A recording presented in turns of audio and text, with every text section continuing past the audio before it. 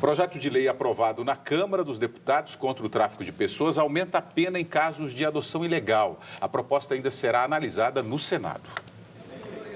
Foi o instinto de dever que levou o jornalista Leão Lobo a assumir a paternidade da filha da empregada. Surgiu na minha vida a mãe dela grávida e falou que ia fazer um aborto e tal.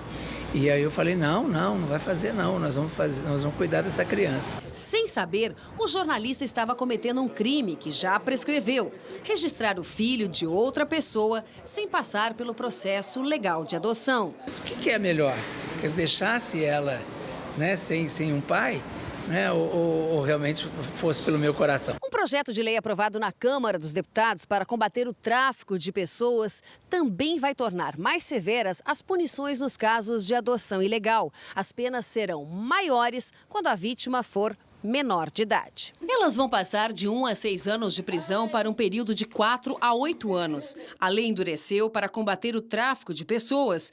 Entre 2000 e 2013, foram registrados mais de 1.700 casos no Brasil. Muitos são de menores de idade levados para fora do país sem autorização da Justiça. Maria criou Tainara desde bebê. A mãe biológica perdeu a guarda por abandono, mas a adoção legal demorou 14 anos. É muita burocracia mesmo. Precisa ter muita paciência. Hoje, 5.500 crianças e adolescentes estão na fila à espera de adoção no país. É necessário um estágio de convivência, uma análise psicológica e social, até para evitar casos que as crianças sejam depois vítimas de violência ou sejam devolvidas após serem adotadas. Para Tainara, a espera valeu. Mesmo a outra sendo a minha mãe, se eu não tivesse como provar que essa é minha mãe e que ela tem minha guarda, provavelmente um dia ela poderia chegar e me levar junto com ela. Eu só tenho que agradecer.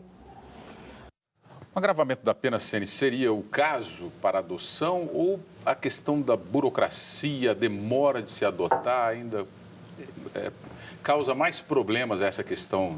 É um dilema isso aí, William, porque de fato, vamos dizer, visto do lado do Estado, ou seja, das autoridades que têm que, de alguma maneira, administrar a questão da adoção, esse agente do Estado, qual que é a função dele? Ele tem que tomar todos os cuidados necessários para autorizar a adoção de uma criança, seja para garantir que ela esteja numa família saudável, que não sofra violência, etc., e seja para garantir também um outro trauma, que é não se adaptar e voltar a ser devolvida para as instituições.